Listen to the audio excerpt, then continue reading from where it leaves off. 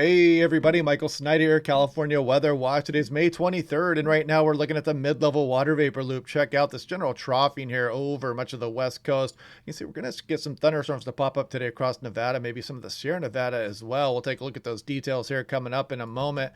If we take a closer look, you can see that marine layer through the Bay Area all the way down the coastline, including San Diego, Los Angeles Metro, all the way in towards Ontario as well. Of course, across a lot of the desert areas, glorious sunshine, barely a cloud in the sky, but you can see some of this thunderstorm activity starting to pop up across Nevada, maybe across some of the Sierra Nevada as we go through the day and the next couple days as well.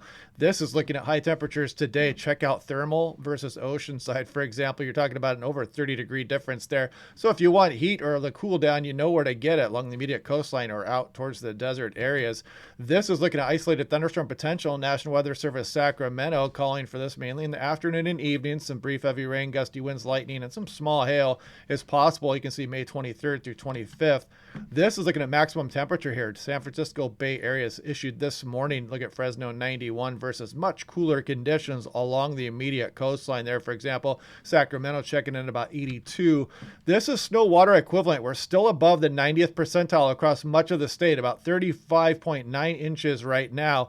Not record high, but still well above normal. The median is just a sparse 7.6 inches, so still well above normal here. So we're continuing to melt the snowpack. You can see the typical, decline in the snowpack as we go on in through July 1st. By the time you get towards August, it's all but gone, even in the record years. This is day one thunderstorm outlook. It does include some of the northern portion of California, some of the Sierra Nevada. There is a marginal risk there across some of Nevada and Utah as well, up towards Idaho for today. You can see Tuesday morning on in through Wednesday morning. This is day two. Again, with that marginal severe up here, Wednesday morning through Thursday morning does include some of the Sierra Nevada here of Northern California as well. So even some of the I-5 corridor areas as well. This is day three, Northern California, Northern Nevada here, and this is through Thursday morning through Friday morning. Now here we're taking a look at the European. This is hot off the press of the 12Z. Let me just update that and make sure we got the most current data here, but you can kind of see the general troughing here along the west coast, ridge out over the Pacific Ocean, starts to hedge in towards the Pacific Northwest, going to warm things up there, but you can see still going through this troughing here as we go through the few upcoming days here. And then there's the potential here for us to start to build some more ridging here. They're still showing some signal for troughing here. And this could be, actually an El Nino signature thing here. We're warming up the waters here. This could be an active subtropical jet as we go on in through the following weeks coming up. But you can see that kind of troughing out here over the Pacific Ocean here, the potential for some ridges building here across some of the west coast here. We'll watch this as we go, and we'll look for any major warm-ups here in the next few days. Also, this is 850 millibar temperature here, so about 5,000 feet. You can see the warm-up coming for the Pacific Northwest, generally kind of below average here across some of the state here, although then you see the temperatures do start to increase here as we go through the extended, kind of a heat wave signature here for the Pacific Northwest, and above average for California here.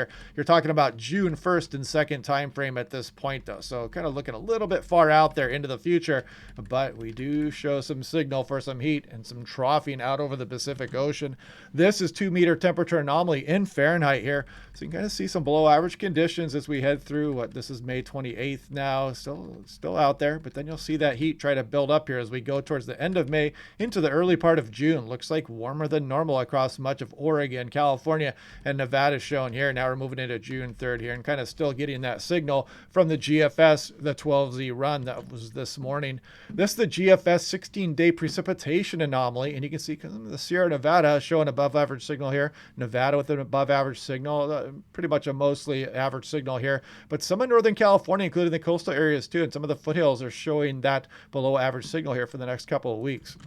This is looking at basically wildfire smoke here. So you can see all that smoke flying around up there towards Alberta. Right now, it doesn't look like to have any big impacts on California. Maybe a little bit leaking down there, but not too much. It might enhance a sunset or two, but nothing to be worried about right now. And so no fires have really started over the state of California just yet as well. So enjoy this while you can. You see, we're scrolling through May 27th here now, and we're dealing with pretty smoke-free skies here. Let's hope it stays that way this summer, but if not, enjoy it while it lasts.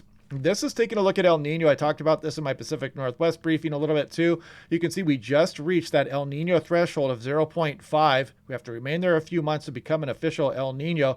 But you see the Hawaiian Islands here, there's Australia, there's Mexico and South America here, and that is where we measure these conditions, and that's a Nino 3.4. You can see us crawl out of La Nina here in that 3.4 section and get out towards neutral conditions, and now we are officially just getting into El Nino temperatures across the equatorial Pacific. Check out El Nino. You're looking at 90% plus as you go into the later summer, fall, and winter coming up here. Potential for a moderate or a strong El Nino shown here. And once we get into strong El Nino, as you know, we can get some really dramatic wet winters here across the state of California. It does not always correlate, but it is a big signal for some years here. So it's definitely something to watch. El Nino can have huge impacts on the state of California.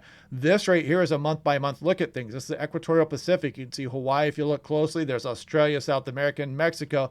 You see July, August, September, October, November, December, January, and the warm tongue reaching out across the equatorial Pacific. Classic El Nino signature. This is looking at drought conditions. So I want to back this up. This is looking back. In fact, let's go back even further. Let's go all the way back let's go back to November here. You can see all the exceptional drought across the valleys here in the state of California. And look at this big area of extreme drought, severe drought, and, encapsulating most of the state here, including Nevada, a lot of Oregon too, Washington, Utah, Arizona, Colorado. Now watch what happens as we go towards May 16th. You can see it really being reduced across some of Colorado. Look at Utah just get wiped clean. Nevada, drastic improvements, and just huge improvements across the state of California. I mean, to erase exceptional drought in just a few months is a big feat. And that should, that's something you should all be proud of here as far as the drought improvement here across much of the West Coast. The only place for the extreme drought is now on the east slopes of the Cascades of Oregon here, but there's no severe drought across the state of California right now.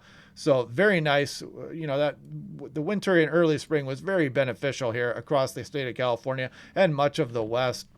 But anyway, yeah, if we see warm up coming here, I'll do another briefing here in the next couple days. I'm going to go storm chasing here probably again starting tomorrow. I'll bring my equipment out on the road with me. So if things start to look like they're going to warm up, we'll talk about that a little more. And I know there's still the ongoing high streams and rivers out there, the cold waters, all the snowmelt coming off the Sierra Nevada, Lake Tulare out there.